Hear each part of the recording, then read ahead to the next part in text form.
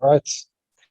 Hello, guys. My name is Atakan, and I welcome you to the presentation of actually our project, the Heart of the City Hotel. Uh, Unfortunately, I have to tell you that William couldn't make it today. I mean, you heard a lot about him today, but what you guys don't know is he's kind of not on time most of the time, so it was a little bit hard to work with him as well.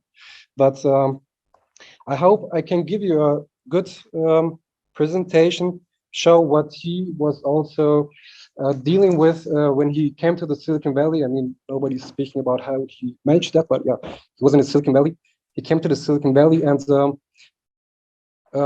first he was very impressed with all the technology and everything, of course, but then quickly he realized that some things didn't change at all, and he spent a lot of time with the people of the city. And today I will, yeah, I mean, we spoke about that a couple of minutes ago. I have a couple of pages from his diary, and I will read you from his diary, and I hope it will make sense. I have to admit I mixed up the pages a little bit, but this will turn function, I think. And at the end, I will show you the trailer to the project. Now let's start with the storyline suite.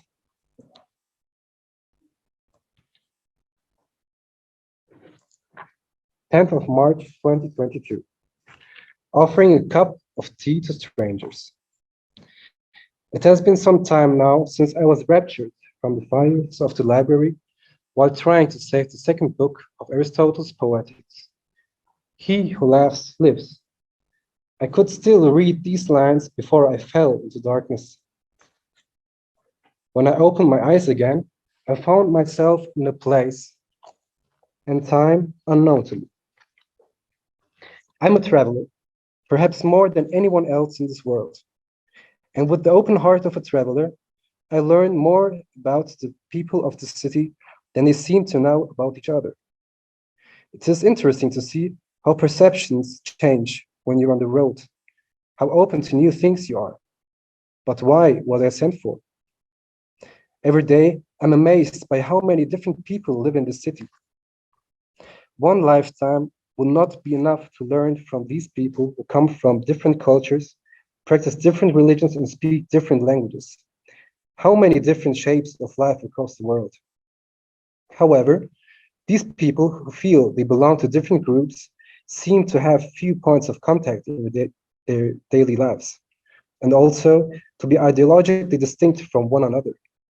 I want to invite them to create a place where they can get to know each other, a hotel for those who would never meet in everyday life, because a neighbor near is better than a brother far away. 13th of May, 2022.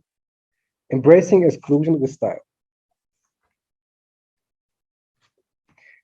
It is impossible to overlook the tensities of the streets of Silicon Valley. Yet, demise and apocalypse seem to bring with themselves their own pleasures. Another parallel society that lives in the midst of society but is overlooked. The story of the invincible. Much has been done to help the unbenefited individuals of society. The role of the church is now taken over by 8 organizations, supported by donations, as well as subsidies from the state.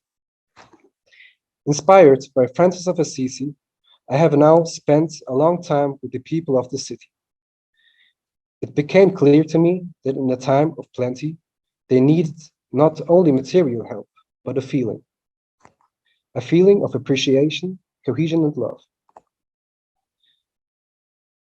The different appearance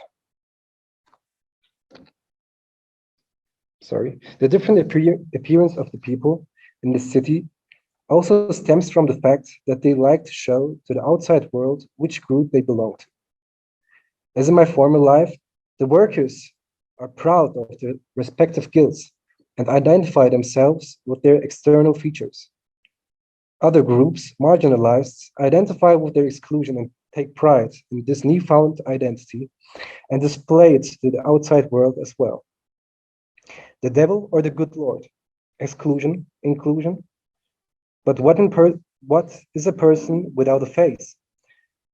If one is overlooked, if at some point one no longer sees oneself and loses one's self-worth, no material help can suffice. The salon will be the face of my project. The face is where first and often final judgments are made about others.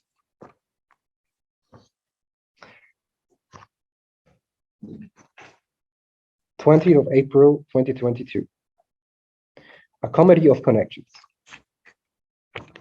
The stranger who sojourns with you shall be to you as a native, and you shall love him as yourself. On the internet, people gather in so-called forums. A reference to the Roman Forum, a central public place where people from different social classes came together to exchange ideas, discuss opinions, and share information. Public space was sacred space. However, I miss these places in the city. Does the virtual space make the physical place obsolete? I don't know for sure, but I think it could not hurt for people to see each other face to face. It's fascinating how quickly you can connect with people from all over the world and find like-minded people for the most curious interests.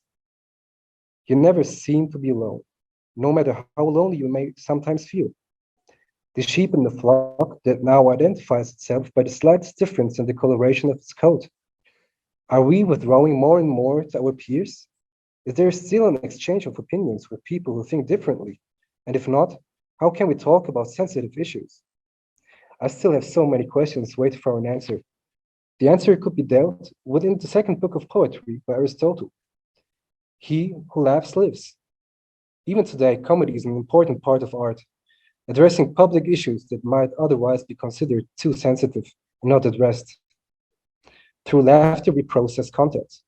We can openly criticize and stimulate. 8th of April, 2022. The network revolution. Despite all that has impressed me these first days in this new world, I'm increasingly aware that perhaps not much has changed since the days that I'm coming from. Even at this moment, hierarchical structures persist and limit the potential to establish and celebrate an enlightened and just society. In fact, these structures seem to be more deeply embedded in the society than most people realize. It is an almost paradoxical circumstance that the very people who have been cast out of society may have the most to contribute to this change. The rejection of official culture is answered by the excluded, building pride in their excluded identity. These nomads I have encountered on the streets of the city, whose ways of life has always existed alongside sedentary society, and indeed seems to be the more primal form of existence, emphasize the importance of flexible and non-hierarchical structures that can adapt and evolve to changing circumstances. Indeed, in this society today, people still think in terms of binary logic, man and woman, black and white, rich and poor. However, the nomadic approach to social organization could break down these ways of thinking that have long shackled humankind and create new connections for collaboration. Rather than relying on centralized institutions and hierarchies, for example, we can build adaptable and non-hierarchical horizontal networks of support and collaboration. Such networks can focus on meeting the needs of individuals and communities rather than serving the interests of a powerful few.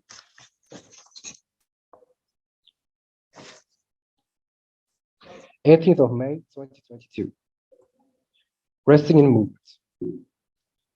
Going through the streets, I had to think of the hunting stations of our ancient ancestors, which could be built and dismantled depending on the needs of the hunters. They lived as nomads and never stayed in one place for too long. Rather, they moved through different places depending on the season, water, food, and other factors. Staying in movement and traveling from one place to another Early humans set up temporary hunting camps or stations where they could rest, make tools, and hunt for food. Having no center, the network of communication makes presence superfluous and surveillance obsolete. And all who stayed there left their marks, engraved their names on the walls, painted what they saw, or left personal objects behind, which do not occupy space. They open it. They make it possible. These were places of common identity, of communication, where you give life to everything and everything gives life to you. Having their own identities, but connected in spirit, these stations soon spread out until the whole continent was eternally covered in flowers.